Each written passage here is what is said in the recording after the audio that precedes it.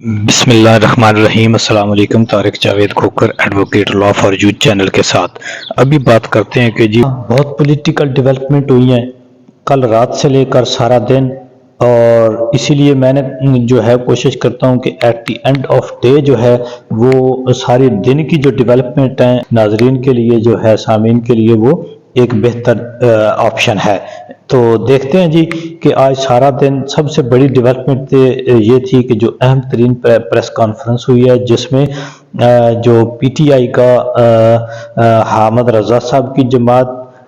جو سنی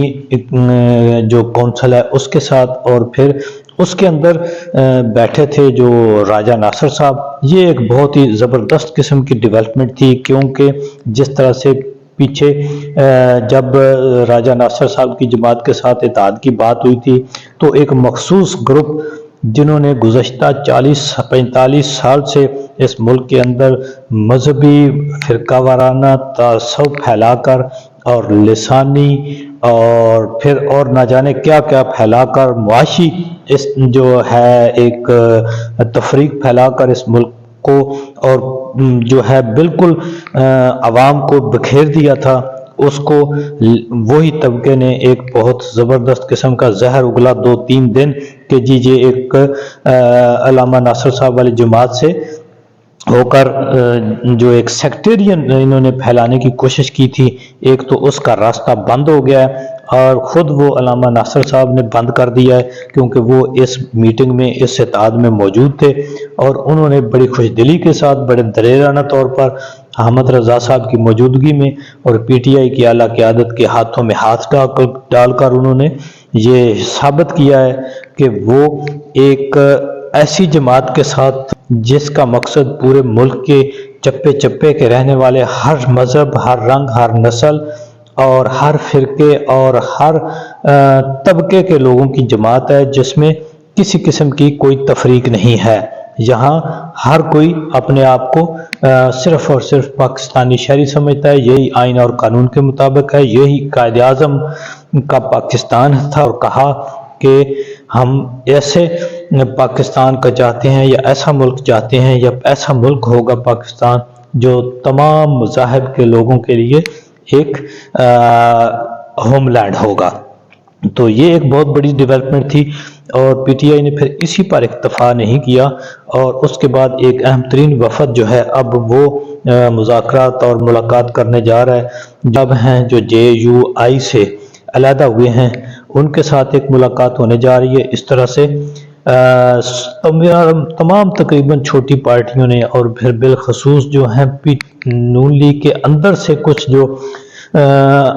زندہ ضمیر والے لوگ تھے جو ایم این اے اور ایم پی اے کا الیکشن ہارے تھے، ان کے بھی کئی ویڈیو پیغام آ چکے ہیں اور انہوں نے کہا ہے کہ ہم الیکشن ہار چکے ہیں، اس لیے ہمیں جو ہے کوئی اعتراض نہیں ہے کہ پی ٹی آئی کا جو ممبر ہمارے مقابلے مبارکبادیں بھی دی ہیں۔ اور پھر خواجہ سعد رفیق صاحب نے بھی کسی حد تک جو ہے ایک اصولی بات کی ہے، انہوں نے کہا ہے کہ جی مینڈیٹ جن کو ملا ہے، عوام نے جن کو دیا ہے مینڈیٹ، انہی کے حوالے اقتدار کرنا چاہیے۔ لیکن یہ جو 72 سالہ جو مجبور سیاسی بابے ہیں، جو ایک ہی خاندان کے ساتھ ان کے انڈر اتنے وہ مرعوب ہیں کہ وہ اب بہت بھی کوئی کرے تو دبے لفظوں میں اتنا ہی وہ کہہ سکتا ہے جتنا خواجہ سعد رفیق نے کہہ دیا تھا، لیکن وہ مجبور ہیں، وہ اتنے غلام بن چکے ہیں کہ وہ اپنے آپ کو اس سے باہر نکل کے اسی طرح سمجھتے ہیں جس طرح کہ خواجہ آصف صاحب نے کہا تھا کہ اگر ہم وہ کسی ملک کا نام لے کر انہوں نے کہا تھا کہ اگر وہ ہمارے جو ڈرپیں ہیں اور سانس والی نالیاں اتار لیں تو ہم مر جائیں گے، اتنے خوف زدہ ہیں۔ لیکن جو عوامی مینڈیٹ انہوں نے چرایا ہے وہ ان کو بالکل راتوں کو ان کی نیندیں حرام کرے گا، کیونکہ ان کے ضمیر کے اوپر جو بوجھ ہیں وہ اتنا ہوگا کہ یہ اٹھا نہیں سکیں گے۔ تو یہ بہت ہی زبردست قسم کی ڈیولپمنٹ پی ٹی آئی کرتی جا رہی ہے، اور دوسری طرف جو ان پی ٹی آئی کے جو اب یہ ہوگا کہ اس جماعت کے ساتھ الحاق کرنے سے ان کو جو اسپیشل سیٹیں ہیں وہ ان کو اپنے پرپورشن سے ملنے کی توقع جو ہے وہ بڑھ گئی ہے۔ اگرچہ پورا نظام اب اس میں کئی قانونی مشگافیاں نکال کر اس میں روڑے اٹکائے گا، اس میں کوئی شک نہیں، لیکن اس کے باوجود بھی توقع ہے کہ ان کو ضرور عدالتوں سے بھی ریلیف ملے گا۔ جس طرح آج اسلام آباد ہائی کورٹ میں بہت ہی زبردست ڈیولپمنٹ ہوئی ہے، اور وہاں جو جسٹس منیب صاحب نے جو ایک ٹیک اپ کیا ہے معاملہ، اب انہوں نے یہ کیا ہے کہ جو تینوں سیٹیں تھیں وہ اسلام آباد والی، اس کے نوٹیفیکیشن معطل ہو گئے، اور پھر اس کے جو کمشنر ہیں ان کو عدالت نے طلب کر دیا ہے۔ اب انہوں نے کیا کیا ہے کہ اس کمشنر صاحب کو جو ہے وہ چھٹی بھیج دی ہے، اور اس کو کیا ہے جی عمرہ کرنے جا رہے ہیں۔ اب دیکھیں، جو قوم کے حقوق کو لوٹ کے، جو لوگوں کے حقوق کو لوٹ کے، ان پہ ڈاکہ ڈال کے، ان کے ساتھ ناانصافی کر کے، سرکاری خرچوں پر اگر کوئی عمرہ پہ جائے گا تو پھر اللہ ہی جو ہے وہ اللہ معاملات کو جانتا سمجھتا ہے۔ لیکن ہم نے جہاں تک پڑھا دیکھا لکھا ہے یا سمجھتے ہیں، تو میرا خیال ہے کہ اگر کوئی حقوق العباد کو کسی نے سنیچ کیا ہے، تو جب تک وہ لوگ یا وہ آدمی جس کے حقوق متاثر ہوئے ہیں، چھینے گئے ہیں، وہ معاف نہیں کرے گا، تو میرا خیال ہے کہ اللہ تعالیٰ بھی اس کو معاف نہیں کرے گا۔ تو اس طرح سے یہ ایک جتنے جو ایک کیا کہتے ہیں کہ انہوں نے سرکاری عہدیداران کو، سینئر سرکاری عہدیداران کو استعمال کیا ہے، جو 18ویں 19ویں 22ویں گریڈ کے لوگ ہیں، ان کو جس طرح دباؤ میں لا کر ان سے غلط کام کرایا گیا، اور ان کی جو ضمیر ہیں وہ اب ان کو ملامت کرتے ہیں، اور وہ بظاہر اگر اس وقت کوئی ان کا خوش دلی سے کر بھی رہا تھا تو وہ بھی اب خوف سے بھاگ رہا ہے، اور جو مجبور ہو کر کر رہے تھے وہ اپنے ضمیر کے ہاتھوں وہ مجبور ہو کر اب ہر کوئی جو ہے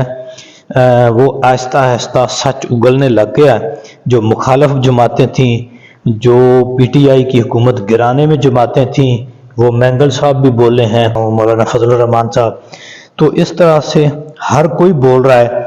کہ یہ مینڈیٹ کس کا تھا اور کس کو چرا کر دیا جا رہا ہے۔ اور دوسری طرف ایک ڈرامہ رچایا گیا کہ جی حکومت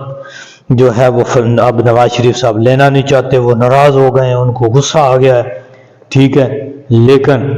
اور ساتھ ہی انہوں نے ایک یہ خبر چلائی کہ جی ایک خاص ملک کا جو وفد ہے اس نے ملاقات کر لیا ہے اور ہماری بات ہو گئی ہے اور اب ہمیں اقتدار دیا جا رہا ہے۔ تو بھئی دیکھیں، اگر آپ یہ نیریٹو لے کے آتے ہیں کہ بات ہو گئی ہے اور فلاں ملک آ گیا ہے، اس نے کہہ دیا ہے کہ اب میاں صاحب کو حکومت دیں، تو پھر اس کا مطلب ہوا کہ آپ نے مان لیا کہ آپ عوام کی مرضی سے نہیں آئے، عوام کے ووٹ سے نہیں آئے، آپ کسی اور کی مرضی سے آ رہے ہیں، اور کسی کے دباؤ کے اوپر آپ کو اقتدار دیا جا رہا ہے۔ تو یہ جی جو بھی چال چلیں گے، اور دوسری طرف ابھی تک جو ہے وہ ایک پرنٹنگ پریس والا جو معاملہ ہے، جہاں پہ وہ ٹھپے اور وہ بیلٹ پیپر بن رہے ہیں، تو اس بات کے اوپر پھر پگاڑا صاحب نے بھی بہت بڑی سٹیٹمنٹ دی ہے۔ تو دیکھیں جی نیکسٹ کیا ڈیولپمنٹ ہوتی ہے۔ آج